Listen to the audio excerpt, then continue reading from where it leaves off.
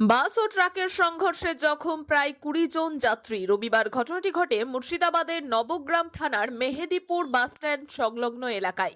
Police ও স্থানীয় সূত্রে জানা গিয়েছে, এদিন সাগরদিঘি থেকে একটি বেসরকারি যাত্রীবাহী বাস বহরমপুরের দিকে যাওয়ার সময় মুর্শিদাবাদের নবগ্রাম থানার মেহেদিপুর বাসস্ট্যান্ডের কাছে জাতীয় সড়কে একটি ট্রাকের পেছনে ধাক্কা মারে। ঘটনায় ওই যাত্রীবাহী বাসটি ভেঙে দুমড়ে মুচড়ে যায়। ওই ঘটনায় জখম হয় প্রায় 20 জন যাত্রী। ঘটনার ফলে বেশ কিছুক্ষণ জাতীয় সড়কে যানজটের সৃষ্টি হয়। ঘটনার খবর পেয়ে ঘটনাস্থলে পৌঁছায় নবগ্রাম থানার পুলিশ।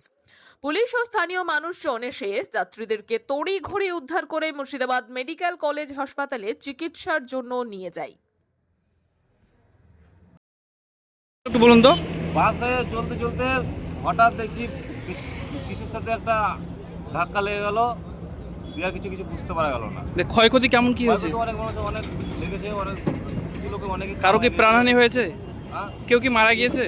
মারা গিয়েছে বলতে অরিজিনাল মারা যাওয়ার মতনই হয়ে গেছে। ভয়াবহ অবস্থা। ভয়াবহ অবস্থা। অনেকজনের নাকি? অনেকজনের।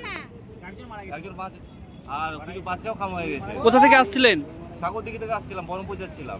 সুনিতা, মুর্শিদাবাদের সর্বকালের সেরা এবং ঐতিহাসিক বস্ত্র প্রতিষ্ঠান।